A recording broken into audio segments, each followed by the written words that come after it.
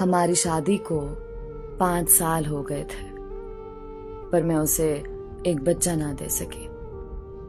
روز لوگوں کے طعنے سنتی رہتی تھی۔ پھر ایک دن میں اپنے شوہر کے پاؤں میں بیٹھ گئی کہ پلیز وہ ایک اور شادی کر لے، پر وہ نہیں مان رہا تھا۔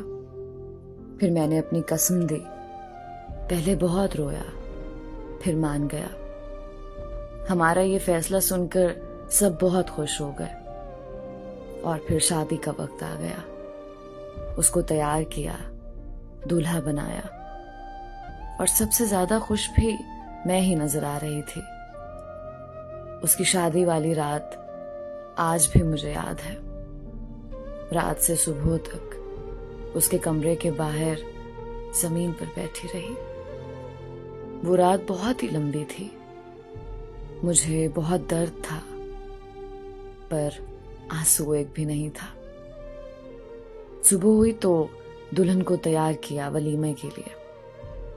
میرا شوہر بہت خوش نظر آ رہا تھا، اور میری خوشی اسی میں تھی۔ اصل کہانی تو شادی کے بعد شروع ہوئی۔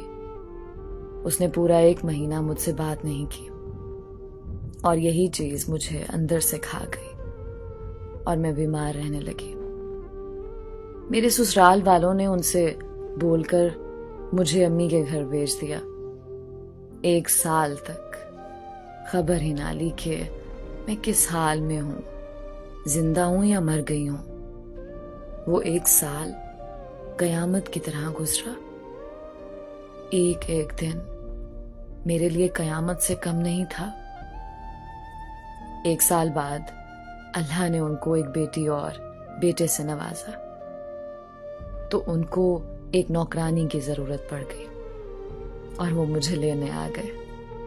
والدین کے منع کرنے کے باوجود میں ان کے ساتھ جانے کے لیے تیار ہو گئی۔ سارا دن مجھ سے نوکرانیوں کی طرح کام لیتے، لیکن اس میں بھی خوش تھی میں۔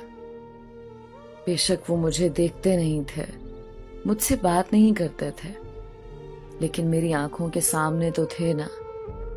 سارا دن کام کرتی اور ساری رات سٹور نما کمرے میں جاگ کر گزار دیتی۔ دن گزرتے رہے، اور میں اسی چیز کی عادی بھی ہو گئی۔ میرے ساتھ جو کچھ بھی ہوا تھا میں سب بھول چکی تھی۔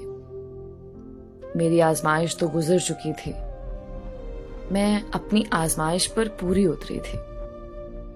ایک دن وہ اپنی بیوی بچوں کے ساتھ شہر سے باہر گیا ہوا تھا، اور اس کی کار کا ایکسیڈنٹ ہو گیا، جس میں وہ خود تو بچ گیا، لیکن اس کے بیوی بچے اللہ کو پیارے ہو گئے۔